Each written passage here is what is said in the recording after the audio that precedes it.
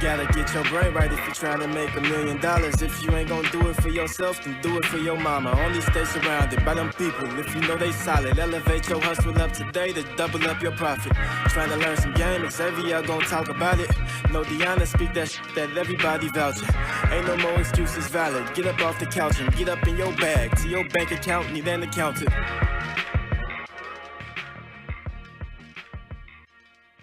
What's up, everybody? Welcome to another episode of the Millionaire Mindsets Podcast. I am your host, Xavier, sitting here with the wonderful Deanna. What's up, D? What's up, Zay? Thank you for that wonderful introduction. Of course.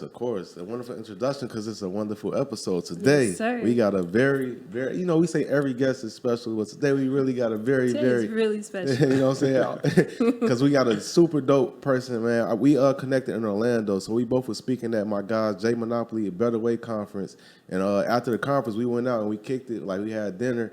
And this was my first time meeting them. And the vibe, it was real genuine. It was a pure vibe. We had good conversation, good food, and we just kept in touch. I'm like, yeah, we got to have him on the show one day. And today he's here, and it's my guy, Austin Rutherford, man. He's killing it on every platform right now, killing the business. So welcome to the show, bro. Absolutely. I'm looking forward to this. Appreciate you guys inviting me out. Man, we happy you here. Before we start, we just wanted to advise everybody to please like, subscribe, comment, and rate. Do all those things. We greatly appreciate it. And we're going to get right into the show. So let's get right into it. So before we start, do you mind just giving a quick background on yourself for the people that's not familiar with you, that don't know nothing about you? Yeah, no, absolutely. So I got my first dream was to go to the NBA. You know, that didn't necessarily work out. So kind of like fell out of love with the game of real estate, and then fell in love with the game. Fell out of love with the game of basketball and fell in love with the game of real estate. So I read somewhere it said 90% of all people who filed a tax return with $1 million or more on it had real estate in their portfolio. Yep. I was like, all right, bet. Like that's how I'm gonna get rich. So fell in love with passive income. Bought my first rental property at 20 years old.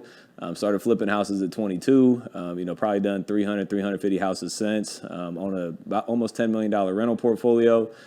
Still doing, wholesale and flipping, rentals, apartment buildings, and, pushing the brand pretty heavy right now. And then I fell in love with crypto too. Oh, yeah, we gonna get into it. Jack of all trades. Jack of all trades, for real. So that first deal, you said, how old you say you were? 20 years. You was 20 years old, and you was in Columbus. Yep. So how did that first deal happen? Yeah, so absolutely. So again, fell in love with the idea of passive residual income, money that comes in all the time without you working. I was like, all right, rental properties is the way. So I started researching it, found a duplex on Ohio State University's campus, and had like 35 grand saved in my name just from like hustling when I was a teenager. Valeting cars, flipping Buckeye necklaces, flipping candy, just making money, right?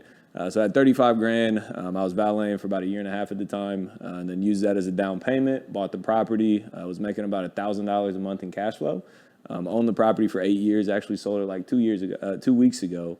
And when I sold it, made like 160 grand, plus $1,000 a month for the last, 8 years. So it paid off long term, but that was kind of the first property. That's a hell of a first deal. That's a fact. That's a hell of a first deal. But something I want you to touch on real quick. You said you had 30 grand saved at 20 years old. Yep. How did that even happen? Because most 20-year-olds literally have nothing, $0. How did that even happen? No, absolutely. So it was, at the time it sucked, but it was a blessing in disguise. So, growing up, I would cut grass, I would shovel driveways. There's these things in Ohio called Buckeye necklaces for the Ohio State Buckeyes. So I'd pay my friends $2 a necklace to make them. I'd go to the games and sell them for $5 a necklace. I was valeting cars. I was buying candy in bulk and selling it at high school. I actually got called in the principal's office. They thought I was slinging dope, but I was slinging candy.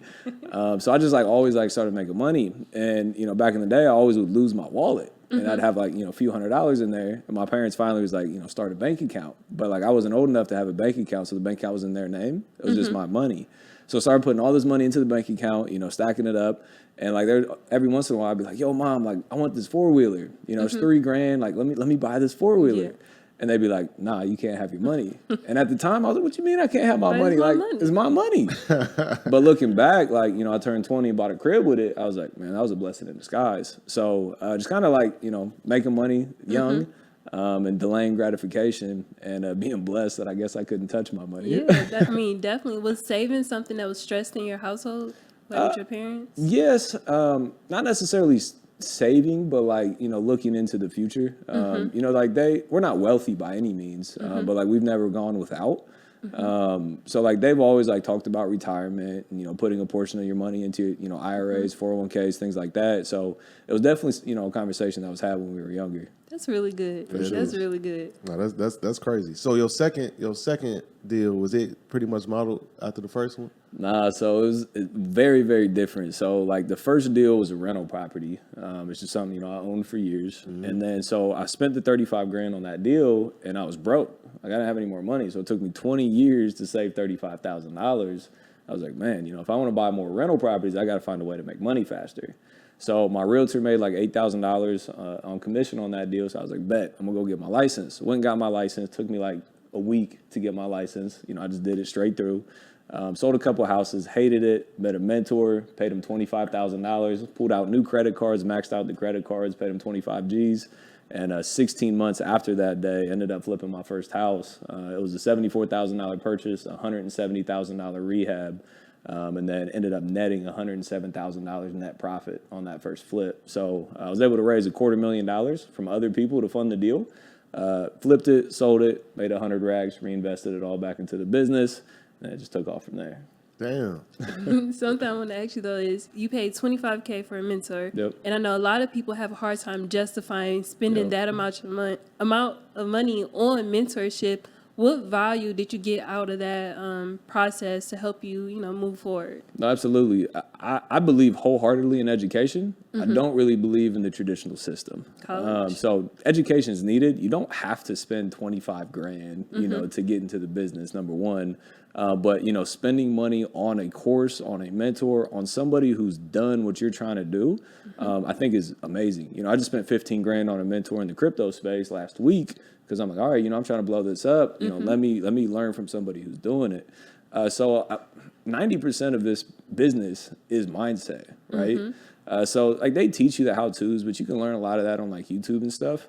But they like really give you the confidence to go out there and actually implement. So for me, it's you know, studying somebody who's doing what you're doing, what you want to do, and then actually implementing what they teach. Most people don't ever implement. They really don't. But the confidence is priceless. Facts. And Facts. so, like, when did you get into capital raising? Because I know you raised what, like $20 million in capital. So, like, when did you get into the? Yeah, so that first deal, Okay. the first one I bought with my money and then financed it through a bank, and then the first flip, the second deal, you know, I didn't have 250 grand to fund the deal, so I had to raise money. So from that first deal, you know, I've been able to raise over $20 million since. So, just talk about that. Like, how do you? Because I know this is a topic that a lot of people like, man, how the hell I come to somebody and convince them to give me money? So, like, how you even like build up the confidence to even do that? For sure. I mean, everyone always says, like, you need money to make money. That helps. For sure it helps, but it's not necessarily needed. So, like, for me, when that first deal, I thought I was, like, asking somebody to believe in me. And at the time, that's what I was doing. You know, I was asking somebody to take their retirement and invest it into a 21-year-old kid that's never been in real estate, never been in business, never been in construction. Like, that was an ask, right? From a negotiating standpoint, when you're asking, it's very hard to negotiate like that. So luckily, I was able to raise that money. But after that, I changed my mindset because I understood the power of what I was offering. I'm not asking people for money anymore. I'm giving people an opportunity of a lifetime. Because you got to understand when we borrow money, their alternative is like stock markets, CDs, which are like 0.1%, cash in the bank. And we're teaching people how to get access to money as well, like HELOCs. Like refinancing properties, like cash value life insurance policies. So we're teaching people how to make money on money that they don't even have. Like it's literally free money. And, you know, if you can get 4, 6, 8% in the stock market with being very volatile, and we can give you a solid 8, 10, 12% year after year after year, we can literally double or triple your retirement account. Like I've had people call me and like, yo, I retired 10 years early because of these deals that we've been doing with you. You know, my parents, like I got them into lending money, and they're like, you know, our future outlook looks so much better, you know, knowing we can earn those types of returns. So the biggest thing is not like asking people for something; it's presenting somebody truly an opportunity of a lifetime to invest their money with you. Yeah, I think that's a bar. Now, I'm going to ask you, so of course, over time, the deals have gotten bigger. Do you think it was easier to raise money when the deals were smaller, or now that they've gotten bigger? To me now, like I genuinely believe it's an opportunity. So I literally tell everybody I meet, about what I do because I feel like it's a disservice to them for me not telling them. Raising money's if I get like $100 million deal or a $20 million deal, yeah, that's I'm gonna have to like stretch to raise that. But we've done multi-million-dollar deals and have raised money in 24, 48 hours for the deal. So I don't think it gets more difficult. I think it gets easier the more conversations you have about it. I always say, like, dig your well before you're thirsty. So, like, when you need money, don't go ask for money then because you feel desperate. Like, talk to everybody all the time. So when you need money, you're only a call away from raising it. So since you have, like, a solid network now, making it much easier for you to raise money. So for the person that's, like, in the beginning stages and they might not have the network, like, where can they, like, meet people and find people to raise money? Absolutely. So 2 of my biggest lenders today I met at real estate meetups, like local real estate meetups. So I always say, like, to raise money, you have to be around money. So, whether that's going to country clubs or steakhouses or car shows or golf courses or real estate conferences, like, that's where the money's at. So I'm trying to put myself in those situations as often as possible. And then once you're in those situations, it's like, okay, cool. How do I actually talk to a millionaire, right? Yep. I'm broke. So what I always did, and I kind of switched the conversation, I always create conversation. Like, hey, nice car. That's a great, steak. Did you see that game last night? Like, start the conversation, and it always leads to, well, what do you do? They either ask me what I do or I ask them what they do, and it always comes back to me somehow, some way. So if you sit there and you're like, oh, I'm in real estate, or oh, I'm in college, or something boring, they're like, okay, cool, and then they would turn around, somebody else. Yeah, talk to their next friend. So you have to be interesting when you answer that question. So what I say now, it depends who I'm talking to. But when I say now, if I'm trying to raise money, they ask me what I do. I'm like, yeah, I'm a real estate developer, and I teach other people how to invest their money into real estate and potentially earn double-digit returns. So if they have any interest in that whatsoever, invest their money into real estate. Everybody wants to be in real estate, so that's interesting. And potentially earn double-digit returns. They're like, how the world do we do that? I'm earning 3% a year. And if they're like, what do you mean? How do you do that? Now your foot's in the door. So then you got to be educated on the process of private money lending, but that's how the conversations initially start for me. That's we talked about that on the show before, just talking about, because me and my boy Tay, we go out to upscale spots all the time. Thanks. And I remember we met a dude that built skyscrapers because he noticed his Rolex. He's like, hey man, that's a nice watch. Yep. Next thing you know, what do you do? What do y'all do? We got a whole conversation. We got a relationship now. So that's definitely like, no, that's some real valuable games you give. I see you want to say something, D. I do, but my question is slipping my mind. But what you said to that, like, you have to, like, talk, right? Most people are too scared to have a conversation. Like, just talk. Hey, nice watch. Hey, nice chain. Hey, beautiful car. What do you do for a living? Yep. Like, just speak the conversation, and that's how opportunities present themselves. Communication. I got my question back. So for the people who do invest with you, and let's say life happens, and, maybe got to shift some things around, is there any way for them to get their money back out of that deal? Yeah, absolutely. So we tell everybody who does invest with us, like, don't invest money you, like, think you're going to need in the future. It shouldn't be like, the money you need for your rent payment. Exactly. But, life does happen. So the way that we structure the terms, like, when somebody lends us money, we give them a promissory note on the deal. We give them a mortgage on the house. So they're in theory taking the place of a bank. If you look at all the banks downtown, they're the biggest buildings because they make the most money. So if you can take the place of a bank, that's a good position to be in. We do not pay monthly interest payments. We let all the principal and interest accrue until we pay off the loan. We write the note on a 12-month note with an automatic 90-day extension if we don't, pay it off in time. We get all the purchase, all the rehab up front, and there's no prepayment penalty, and we require a 30-day notice to pay the money back to them. So if they, we get into the deal and they need the money back, give us a 30-day notice. We'll bring in another lender. We'll cash you out. All right. And is there a minimum for someone to invest with you guys?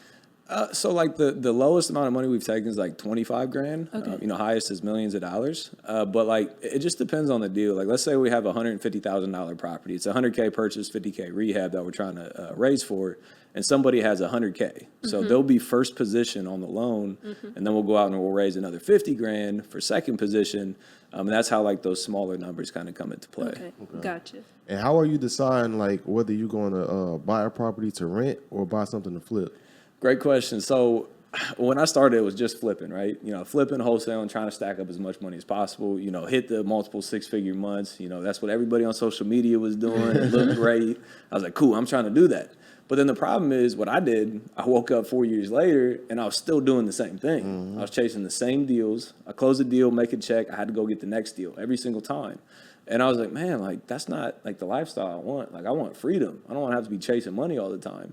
And over that time, like I bought like 10 rental properties or something like that. But that day I was like, I'm done. Like I'm done chasing money. So I went from flipping being the first exit strategy to renting being the first exit strategy. So as a deal comes in, the first evaluation is a rental property now.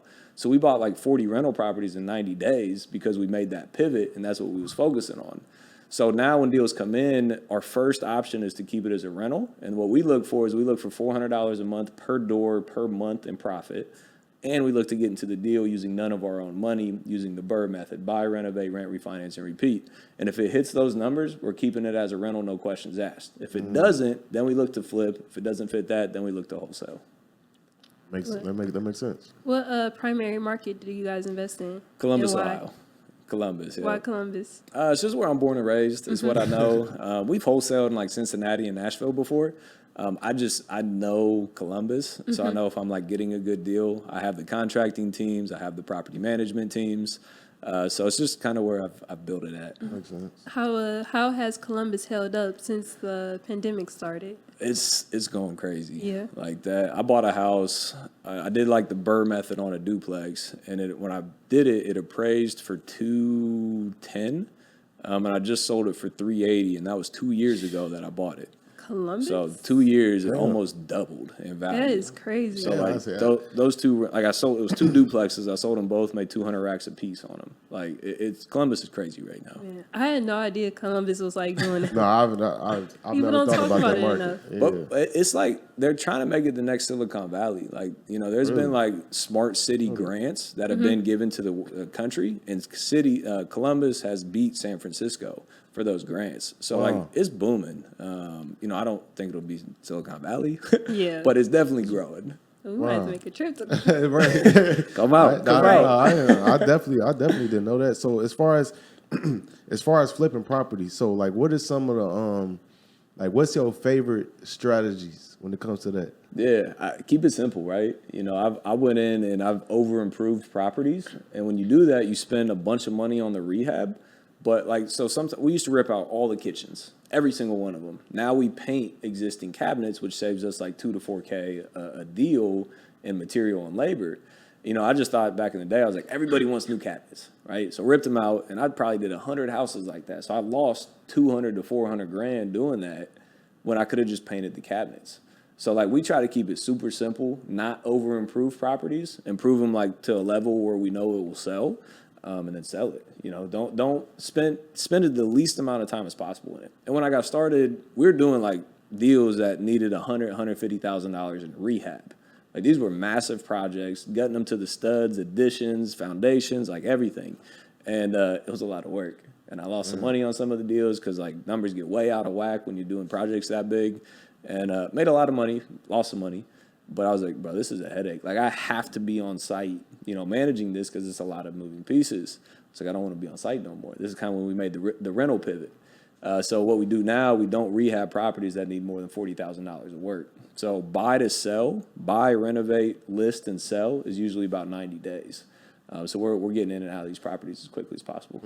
I love that. And like right now, and this is a conversation I love having with like real estate investor is the thought of what is a good deal right now with the market is kind of like scorching. Yep. So I know a lot of people have like different ideas and perspectives on what they believe is a good deal. So in your opinion, what is a good deal right now in the real estate market? For sure. So I get that question all the time. Like, should I buy now if the market's going to crash?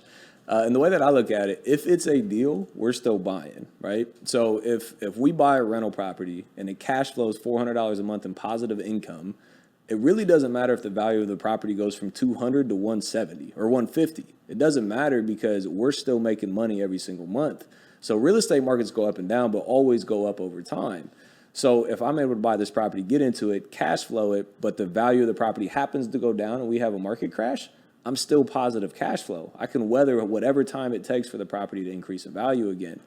So I look for cash flow on these deals. And if it cash flows, if it hits our number, it's very hard for us to like actually lose at the end of the day. So rental properties, cash flow is king. That's what we look for. And then flips, again, markets can change, right? Markets don't change overnight. They take 3, 6, 9 months to change. So that's why we're doing the smaller rehabs, so we can get in and out of deals in 90 days. We look to make like 12 to 20% net on a deal. So if we sell a house for $200,000 ARV after repaired value, we look to make 24 to 40,000 net on the deal. Obviously, the more the better, but we'll go down to 12% in this market. How big of a factor is appreciation in the thought process? None. Really? So that's where people get tied up. Like that's when people go bankrupt. They buy a project now, but it's going to sell for 220 in 3 months. But what happens if that 220 doesn't happen, right? So the appreciation, we made a lot of money on rehabs because it has been appreciating, which is a blessing. Like we bought it's $1 million crib. We thought we were going to sell it for like 800. We have two $1 million offers on the table right now, and like project's not even done. So we made an extra $200,000 on one deal just because of appreciation. Again, that's just icing on the cake. That's not what we went into the deal for.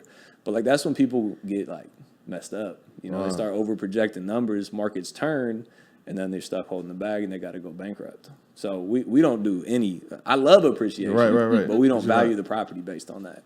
I love that perspective because that's a conversation I hear a lot between like either appreciation or cash flow. Which one should I go Cash after? flow. And Cash flow is king. Cash flow, lack of cash flow bankrupts people, period. If you don't have cash flow, you will go bankrupt when things go bad. But if you have cash flow, the people with cash flow always survive. So if you have cash flow, no matter what happens in the market, you're going to be all right. So I'm looking for that. I want the cash flow. I do not want to get stuck holding the bag. Yeah, go ahead, DLC. You want to say something? Yep. So I wanted to ask you something I see a lot of people ask is, do you think your first home should be your primary residence? And if someone is to buy, their first home as their primary, does that prohibit them from still building wealth in real estate down the line? So I think it's a great way to get into the business. My first home was not my primary residence because I didn't know of this strategy called house hacking. But if you're like new into real estate, looking to get in, house hacking is a tremendous way to get into the business. So you can buy a 1 to 4 family building with a 3.5% down payment. So let's say you go out there, you find a 4-unit building, it's worth $400,000. You can buy that property for $14,000. Most people think you need like $100,000 to buy the house.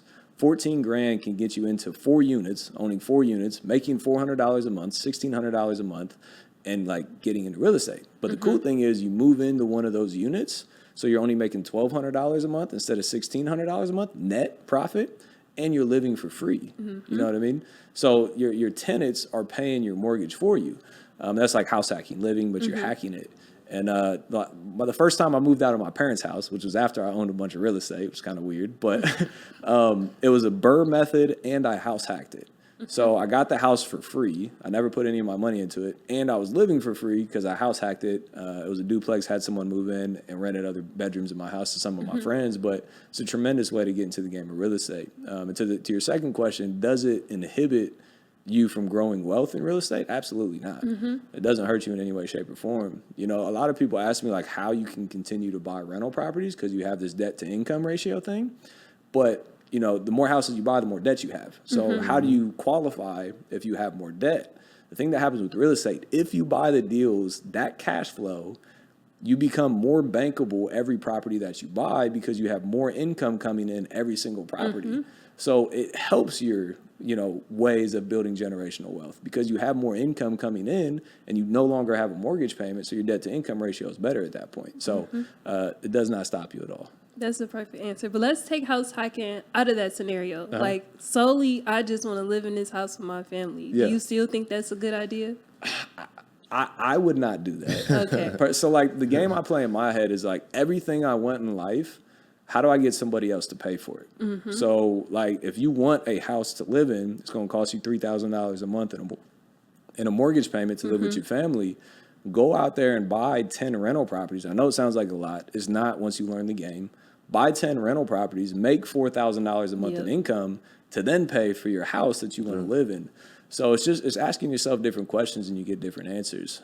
So I personally would not buy a primary residence first. Gotcha. That's always the conversation. And I seen you also talking about making money in real estate while you broke. Yeah. So for the people that's listening to this and they might have ears went up like, hold on, what you mean? Because people always ask that. Do you mind just talking about that for a second? Absolutely. There's a lot of ways to get into the game of real estate when you have no money. After that first deal, I was broke. Like I didn't have money. So the ways to do it is you can flip houses with other people's money like I did. You can wholesale houses, which is this thing called, you get an agreement with the seller for $100,000. You assign it to a buyer for $120,000. You connect the parties. You make $20,000 in profit. You don't need credit. You don't need debt to income. You never need to buy the house. You literally connect parties and make the margin in the middle. And some more detailed things are like subject twos, creative financing, seller financing, but all those things require none of your own money. And like people always say, like, how do I buy rentals if I don't have money, right? Like if I don't qualify for rentals, how do I buy rentals? Go out and make money to then qualify for the rental properties. So learn wholesaling, learn flipping, learn raising private money from private money lenders to fund your deals. That's what I did. Like I wasn't bankable. So I flipped houses, I made a ton of money, and then I went out and bought as many rental properties as I wanted because I made myself bankable. But you definitely don't need money to start. I get that question all the time. Learn to wholesale. Wholesale is a phenomenal entry-level way, and you literally connect parties and get paid. Okay. And I want to talk about brand building and social media for a second. Sure. This is a huge topic that everybody's always interested in. So you killing it on Instagram, TikTok, YouTube. So, and you've been doing it for how long now?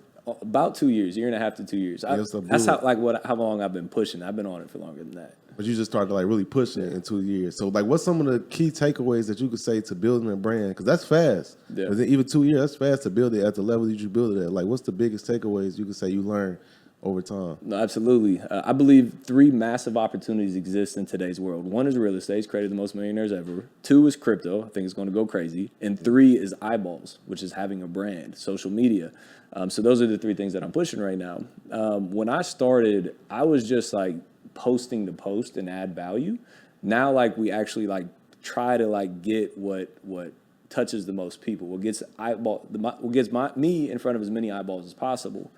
So the things that are working like in today's market, I think if you're not on TikTok, you're missing the wave. Like I blew up from 0 to 550,000 followers in like 5 months. Changed my life. So before coming, so I had a post. It hit 8 million people in a 5-day period. I got 80,000 followers in 48 hours. 80,000 followers in 48 hours. I hosted we just flew into Dallas. This is where we're shooting the podcast at. I hosted like a little lunch meet and greet right before this. And like more than half of the people that came met me from that one post. That's how they ended up following me on social media. And some of them paid me money. Some of them have bought my courses. So getting in front of people is huge. But TikTok is massive. You know, I post 3 to 4 times a day on TikTok. And then take those TikToks and posting them on Instagram Reels. IGTVs. So 0 to 30 seconds is Reels. 30 to 60 seconds is just a post on Instagram. 60 plus is IGTV. And by far, the videos is what's getting eyeballs right now. Literally in the car over here, I was talking to my video guy, and I was like, we're done with pictures. Like, you don't even need to take pictures of me no more. It's all video. Because, like, when I post pictures, and we do, like, those motivational quotes on it and stuff. Right. So, again, like, understanding business. I was posting pictures of me. They didn't really get shared, right? Then we started putting motivational quotes on them. Then they started getting shared. We'd get, like, 1 to 50 shares of like pictures of me with motivational content. Then we started posting videos, and minimum I'm getting 100 shares. I've had videos where I got 6,000 shares on one video. I'm like, oh yeah, video is the way to go. So I think TikTok is massive, and video content on other platforms like Instagram and YouTube is definitely the direction you want to go in. Well, what do you think is the biggest mistakes that people make when it comes to brand building on social media? They try to be like perfect, and you do have to have quality content. But people try to get so perfect, they don't post anything. And, even before that, like most people are just nervous to get on social media. That's a fact. And like I was that person. People see me now, almost 1 million followers, throughout social media. And they're like, oh, well, you're good on camera. You just post on social media all the time. Yeah, but like there was a time, like especially in high school, where I wouldn't talk to women because like I was so self-conscious of myself. Like, school proms and homecomings, I would literally stand in the corner because, like, I tried to dance one time and I got embarrassed. Like, I swear, I promise you, cameras whipped out. Like, I would turn my head around and, like, walk away. I hated cameras. I hated social media. And my mentor was like, social media, social media, social media, social media. Like, a year and a half into him telling me that, I was like, all right, I'm going to do social media. So I was in San Diego, and I journaled, like, everything I was going to say on a Facebook Live. And I journaled it all down just in case I forgot it, put it on the table, put like a water bottle up, put my phone on the water bottle,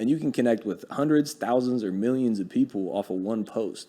The scalability in it is insane. And in real estate and most businesses, to scale is so complicated because there's so many people in between that process, and people always screw up the problem. Social media, you make a post and it's computerized and it works. You know what I mean? So, yeah. Out of all the platforms, TikTok, Twitter, Instagram, YouTube, which one do you think is the most valuable today, right now, for people to be on? So to build a brand, I think TikTok is the easiest way to build because it still has very organic traffic where you can get new people and get new eyeballs. As far as monetizing on TikTok, in my opinion, it's more difficult because like on Instagram, you got like swipe up, you got close friends. There's a lot more attributes to it. But it's a great way to get eyeballs. And then I take that and I push those eyeballs to Instagram and YouTube. So Instagram for me, Instagram doesn't pay me, but I make the most money from Instagram through the swipe ups and through the close friends and things of that nature. And then YouTube I've been building. And people have seen it. There's 10-year-olds making $30 million a year off of YouTube ads. Right. Killing. So I'm trying to build the YouTube, but that's by far, at least for me, the most difficult thing to build. You know, I've been doing it for 2 years and have 100 plus videos. I had 100 plus videos in like 14 months before I even got monetized on YouTube. Damn. So yeah, that's a grind, but I think it's a long-term grind. But TikTok is eyeballs. Instagram is like monetization for me. What's your thoughts? I want to ask you this regarding diversification, because like it's always the topic of focus on one lane, build it up, and then diversify out. But when do like someone says you successful, like how do you decide? Okay, because you talk about investing in crypto. Like how do you decide? Okay, now it's time to put my money and time into other things now. Yeah. So when COVID hit, it was a very big eye opener for me, huge, because all my money and income was in real estate. Now it was diversified inside of real estate through, rental properties and flips and wholesales, but it was all real estate. And I was like, ooh, man, like if this goes down, like I'm in a tough position, So that's when I stepped back. I was like, wait a minute, like how do I make sure like I'm never in this position where there's even a potential risk of like me like not having income? So that moment was big for me. And then since then, we've diversified into like 10 plus businesses. But it's because that moment I realized that one source of income is like terrible. So it's one of those things, it's a balance between like shiny object syndrome and focusing on one thing and building that. So I think like build something and outsource it. So it requires, very minimal of your time, and then take that money, take those profits, and then diversify into things. And there's like active income versus passive income. The thing with social media, it is active income. You have to be posting on social. Things like, crypto, like staking and stuff, like rental properties, that's passive income. So when you start making money, you should always be investing into more passive income. But as far as like active business building, like build something and then build the next thing after that thing's already outsourced. Go ahead, D. I was going to ask you a quick question about crypto. So when it came to crypto, like what were your initial thoughts about crypto before you got into it? And like what made you finally jump in? Yeah, so first time I invested in crypto was like 2017, like at the peak, right? Okay. I put like $500 in and it like tanked. And I was like, well, forget crypto. Right. And like I had an account and they kept like emailing me like, you got to update your password or you're going to lose your money. And I just forgot about it for 4 years because it was like $200 at that time. And one of my boys, like he knew I invested in crypto back in the day, and he came. We were working out of the same office. He was like, "I got something." I was like, "All right, well, like what is it?" You know what I mean? He's like, "I'm gonna tell you next week." I was like, "Why?" He's like, "I got to do my research on it, then I'm gonna tell you about it." I was like, "All right." So the next week he was like, "Bitcoin, cryptocurrencies," and I was like, "Man, I've heard about it, but like what?" And he was so like enthusiastic about it. I was like, "All right, I at least got to do some research." So I went home that night and watched like 7 hours of YouTube videos on Bitcoin and crypto and things like that.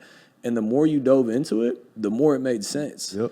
I was like, oh yeah, I'm in. So I invested a little bit of money, but then you get like comfortable and then it grows from there. So, one of my boys really like put me on and then watched a ton of YouTube videos, hired a mentor then, just hired a mentor last week. And yeah, I'm all in on crypto. I say that the investments I've made into crypto, the best decision of my life or the worst decision of my life. Like I'm all in. And it's still I think people still don't know it's still very early. People think it's like late in the game. No. I'm like, Y'all have no idea. No, less than 10% of the U.S. own crypto. Exactly. Like that's simple mathematics. Supply and demand. 10% means there's 90% more that can come into the space. So yeah, 100% I agree. And there's only 21 million Bitcoin. So, and then somebody else told me, they said every millionaire in the U.S., there's not enough Bitcoin for each millionaire to own one Bitcoin. I was like, oh, yeah. This is it. Let me get as many of them as possible. Man, what? Go ahead, D. Real quick, I'm going to get into this week's sponsor. So, as you guys know, here at the Millionaire Mindsets podcast, we are firm believers that health is wealth. So, just like you take care of your mind, getting your mind right, you got to get your body right. And Eric over at Commando Athletics is having a 6-week challenge to help you transform your body. So getting started in your fitness journey can be hard. I know I struggle with it. A lot of people out there struggle with it. But Eric has put together a challenge that's going to help you guys push through, stay motivated, stay inspired, and help you achieve the results that you want to achieve.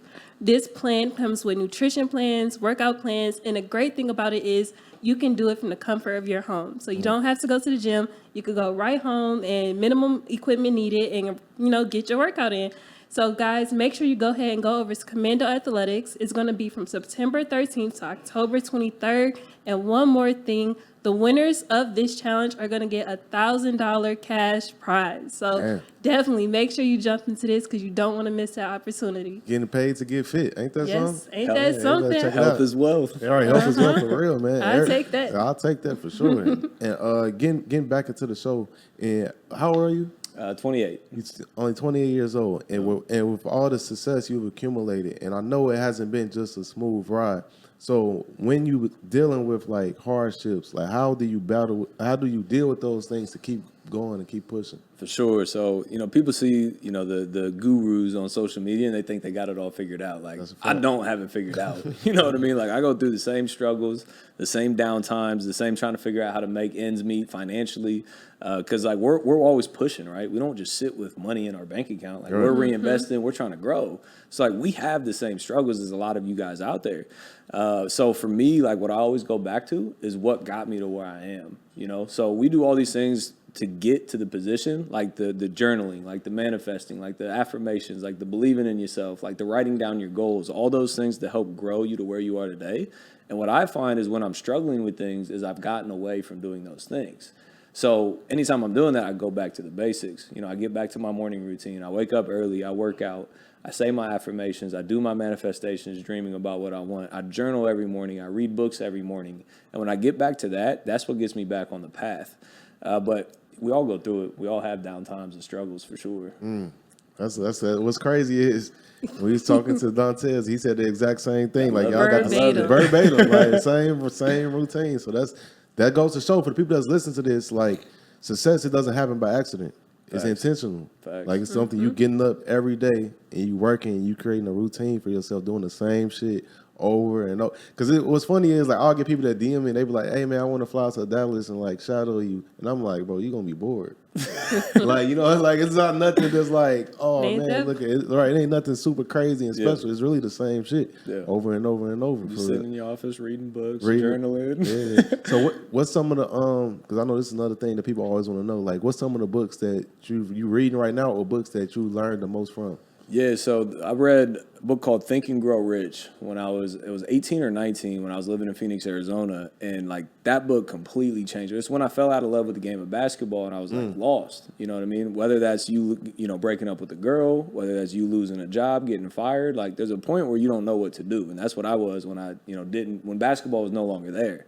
I was like, what in the world am I supposed to do with my life? And I wish I remembered how that book ended up in my hands. I'm sure somebody gave it to me. I want to say thank you to them. But I read it and I was like, oh yeah, like, the power of the mind, the power of manifestations, things like that. I was on my rooftop just after reading that book and I was journaling. And again, just when you take time to think to yourself, I was looking out and I saw a 9-unit apartment building. I was like, wait a minute. If 9 people are paying the owner of that building money, like he's got to be making money. And that's kind of how I fell into real estate. But Think and Grow Rich was huge. Relentlessness by Tim Grover is huge. Magician or Mule by Mark Evans is good. And Russ's book, what's it called? It's Russ, Russ.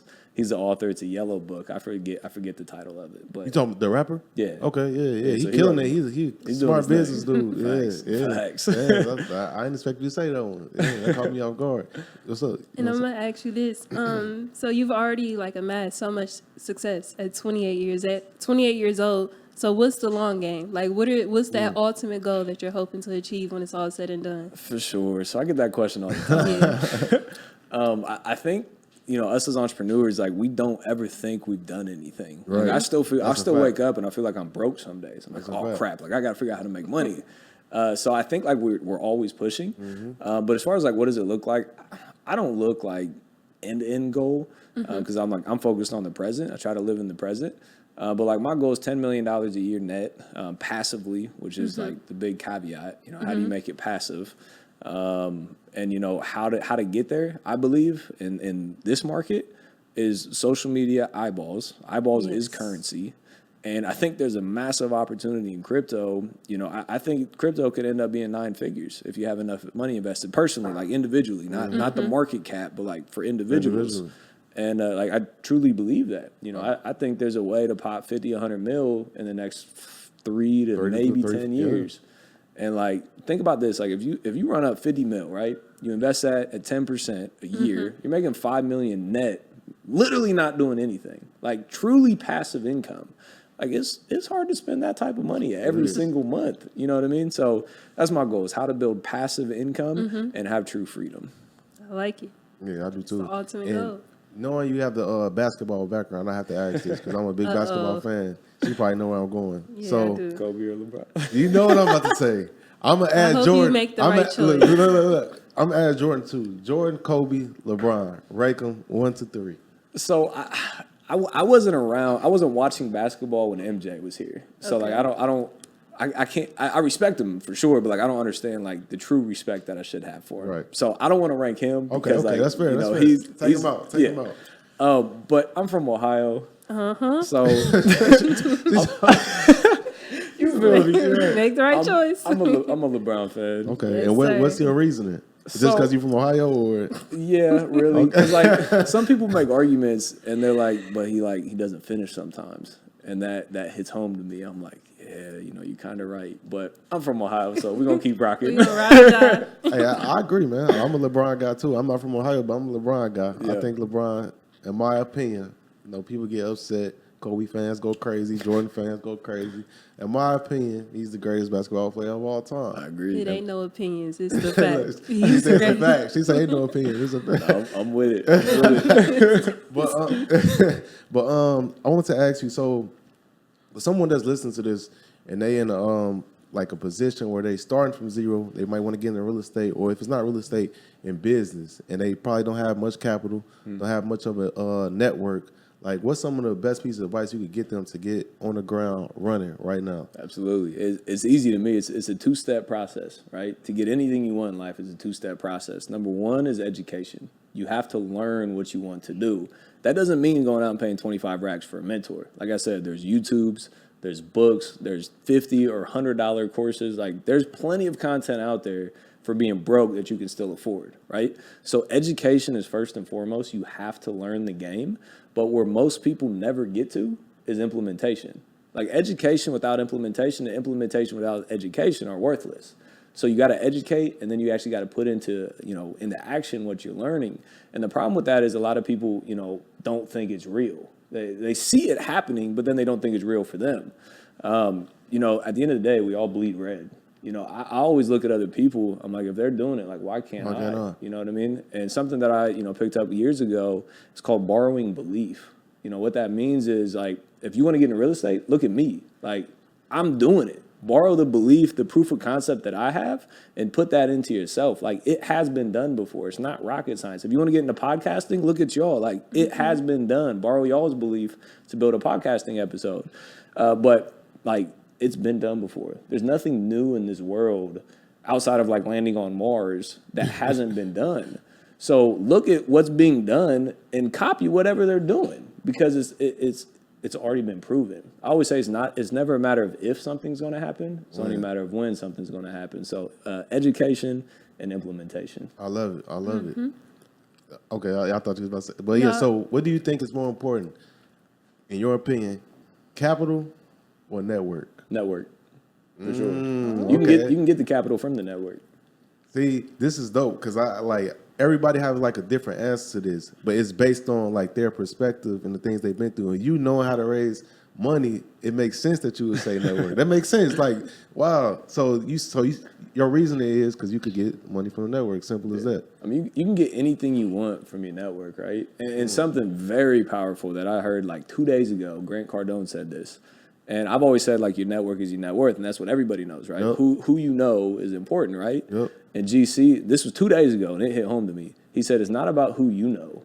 It's about who knows you. That was powerful when I heard that. It doesn't matter who I know. Like, I know LeBron. He doesn't know who the fuck I am. You feel me? It's about who knows you. And that goes back to the power of social media and branding yourself, right? You know, we met in Orlando, and it was mad love. Yep. Now we're sitting here in Dallas doing a podcast. It's about who you know what I mean?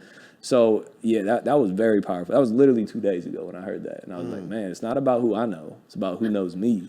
So let's keep pushing this brand. With that being said, though, do you think, like, the skill of networking, because I think it is a skill in communicating. Do you think that's probably the most important skill to have in this day and age? I do, bro. So I got a mentor. I don't know how much money he makes. He makes a lot. He made $1 million in a week on one business, right? So I know he's making money. And I was like, what do you do every day? Like, genuinely, like, what do you do, right? Because I've talked to, like, all of his team members that run all of his businesses. I'm like, what in the world do you do? And he was like, I connect with people. I was like, okay, what does that mean? What do you mean you connect with people? He was like, how many people are you connecting with every day? And at the time, I was like, I don't know, like 2 or 3, maybe. He's like, I connect with 50 to 100 people every single day. I was like, how? Oh. Social media, likes, comments, DMs, phone calls, text messages. And he said, literally, I just connect. I connect with people. And I was like, okay, well, like, give me more. Like, how do you connect with these people? And you got to understand, like, if you see that somebody likes your picture every day and comments on your picture every day, like, if I was to do that to you, you know, you'd be like, damn, like, Austin, like, rocks with me. Let me see what he's got going on. You notice him. Yeah. And then you look at my page, and then that connection's built, right? So that's one hack. Another hack is, like, when birthdays happen, right? When it's somebody's birthday, most people, like, you know, comment on Facebook and say happy birthday, or maybe shoot them a text and say happy birthday. You know, what I started doing, I got from him, you flip out the phone, shoot him a video. Yo, bro, happy birthday, brother. It was great connecting with you at XYZ, da-da-da-da-da. But when you get a video from somebody, bro, that hits different. When I get videos, I'm like, man, like, I rock with them. Really, you know what I mean? Yeah. So that's like a hack. I send birthday videos, like, when I'm out traveling, like, people that, like, I care about, my family, my friends, my business partners, I'll shoot them a video, like, yo, I appreciate you being here. Let's keep rocking. And, like, it just hits different. So networking is definitely a skill. It's a learned skill for me. But, like, just stay connected. Connect with people. It'll make you more money than a lot of other things out here. I love that because, like, in this day and age, like, I mean, like, comments and text, we're just so used to it. It doesn't really mean anything anymore, I mean, in my opinion. So when you send a video or you pick up the phone and call, it makes a difference. Yep. On like DMs on Instagram too, like, I respond to every DM, every single one of them, and, like, there's a lot, and people are like, why do you do that? Why don't you hire it out? Because you can't outsource you, right? It's very difficult to outsource you. So I respond to everything, and a lot of them are voice messages because they're faster for me. Right. And people are like, bro, like, you sent me a voice message? Like, I didn't even think you was going to respond, but you gave me a voice message. Like, making that extra step to connect with people is priceless. And then sending gifts is huge. I'm a big believer, the more that you give, the more that you get back in return. So I've been trying to get better at gift giving, but it's not like, you know, giving somebody a basketball or something. It's giving something that's impactful to them. So, like, in my notes in my phone, you know how you save a contact and then there's, like, a note section in each contact? I write down, when I'm with people and I learn something about them, I write down that note. Like, what's their favorite restaurant? What's their favorite drink? Where do they like to travel to? So when it becomes their birthday or they, you know, hit a goal or something, I'm sending something that's impactful to them. And it's not just getting a basketball. It's getting, like, you know, you love whiskey. I'm sending you a decanter with your logo on it with, whiskey cups to your office. When you get that, you'll be like, man, like, that's like a real gift. You know what I mean? Very powerful. But again, that just goes back to networking and connecting with people. You just put me on game. I'm definitely taking that. I'm taking that. Step it up over yeah, here. I'm stepping it up for real. You know how you can send contacts? Yeah. I've sent contacts with the notes on accident. I'm like, oh crap, I shouldn't have said that. That's hilarious. But what would you say the number one attributor to like having a $10 million real estate portfolio before the age of 30? What would you say is the number one thing you attribute that to? Focusing on it. Focus on. Again, like I was chasing money, flipping and wholesaling houses. And people always ask me, what would I have changed? That's one thing I'd have changed, is keeping more rental properties instead of flipping everything, because my portfolio would be over 200 houses if I kept half of the properties that I flipped. And I'd be making a lot more money. So I say that, but like then I wouldn't have had the money today that I would have had to make the investment. So rental properties is a long-term investment, flipping houses is short-term. But I think what goes to it is like focusing on that. When I made that pivot about a year and a half ago when COVID hit, like I started buying a lot more rental properties. And the first exit strategy is a rental property. I literally on the way over here, I got another rental property on driving to meet you here today, because that's my focus. You know what I mean? So I think what got it there is just focusing on that. You know, where you put attention is what grows. So that's where my attention's at. And this is my final question. And how do you stay focused though? Because in today's time, you got all these social media apps. Especially when you start making money, you go outside. It's a little different when it comes to access to so many different things. Yeah. So how do you like maintain that focus? So I think this is going to be powerful. Social media exists everywhere in today's day and age, right? You cannot get away from social media. So social media exists. I think we can all agree on that. So there's two ways social media exists in today's society. And there's only two ways. There's no in between. The first way is social media uses you, which is 99.9% of the population. Everybody sits there and just swipes through social media, and they consume content, and they don't do anything with it. They don't post. They don't add value. They just take, right? I've been guilty of it. Like I've been on TikTok, 30 minutes later, I'm like, just on TikTok for 30 minutes? You know what I mean? So 99.9% of the world lets social media use them. The other 0.1% of the population uses social media because it exists. There's no in between. Even if you don't have social media is still using you, because when you go out to eat with your friends, they're talking about this post on social media. So why not use the biggest platform in history to make money and promote yourself? It's only two ways it exists. I want to use it to benefit me and to make money and to help and give back to other people. So it's the most powerful thing in the world is social media and eyeballs nowadays. So, you know, you have two options. It uses you, or you can start using it to make money. Oh, I love that. You got any other questions, Lee? My final question for you, if you don't mind sharing. What was your biggest win in real estate and what was your biggest loss? So the first deal made $100,000. That was like a huge stepping stone. My biggest overall profit on a deal, I think it was like $270,000 on one deal. The $1 million crib we got going on now, I think we'll net a little over $500,000 on it. So hopefully, knock on wood, that'll be the biggest one. Sir. It's gonna happen. Facts. Yeah. Biggest loss, I've lost money. So physically losing money, I've lost money on 3 houses. The biggest loss was $30,000. So somebody bought the house. I literally wrote them a check for $30,000 and gave them the house. It's not a good feeling. But like projected losses, so meaning like we bought a house, we projected we were going to make 100, but then we ended up making 5. So that's a $95,000 loss, but it's not really a loss. It's just a projected loss, right? I made a bad decision, trusted the wrong people, went against everything I was taught, ended up losing projected profits of about $400,000 with one contractor. That was definitely a hard pill to swallow. A lesson learned. But you live and you learn. Yes, sir. Wow, that's crazy. And before we wrap up, I know we got some people here today. Y'all got any questions for them? Good. What about you, Tay?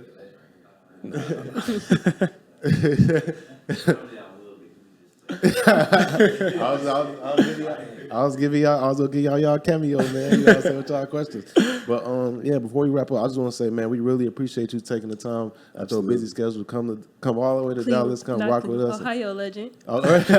She love that, to come all the way to Dallas and come rock with us. Like, we truly appreciate that, for real. Absolutely. Yeah, definitely, man. Appreciate y'all having me on, man. Of course. Great But before we let you go, Absolutely. do you mind plugging all your stuff where people can find you, follow you, buy products, buy everything you got. Look.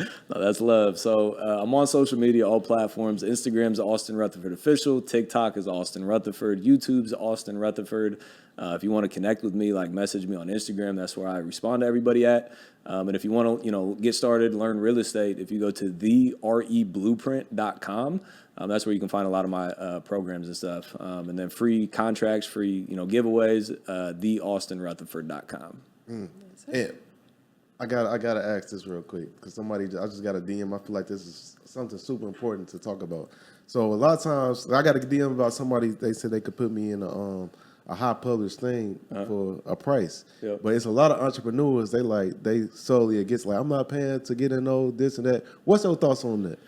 That's a great question. So I think at a point you no longer have to pay for those things. But I think at the beginning, again, we live in a materialistic world. We live in a social media world. So if somebody comes to my page and I have 100 followers, nobody's following me. If somebody comes to my page and I have 50,000 followers, I look real. It can be the same time and day, same business, same money, same success. It just doesn't look real, without looking real, right? So I think there's a time and a place to, pay to be on certain things and pay to promote yourself. It's just like marketing, right? You're just paying in a different way. And I've personally witnessed Kevin Hart, Grant Cardone, The Rock pay for these things. Yep. So it's something that everybody does. So I think there's a time and a place for it. I think, once you're at that point, you no longer have to do it because then you can grow organically because you have that, proof of concept. But I do think there's a time and a place for it. Okay, I just want to ask her. I love the answer.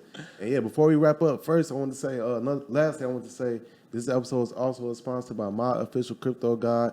And this guide, I go over all the things I learned over these past 4 years investing in crypto, coins I think you should be investing in, platforms you should use, like everything you need from a beginner standpoint with investing in crypto. And you could get the guide at crypto.com to get it today and start making money in crypto. And before we wrap up, that's all we got. That's all we got for y'all. Y'all can reach me, find me on all platforms at Xavier C. Miller. And D, what's your info? And you can find me on Instagram at Deanna Kent, Twitter Deanna S. Kent, and YouTube Lessons in Life and Luxury. And that's all we have for y'all on another episode of Millionaire Mindsets Podcast. See you guys next episode. Peace.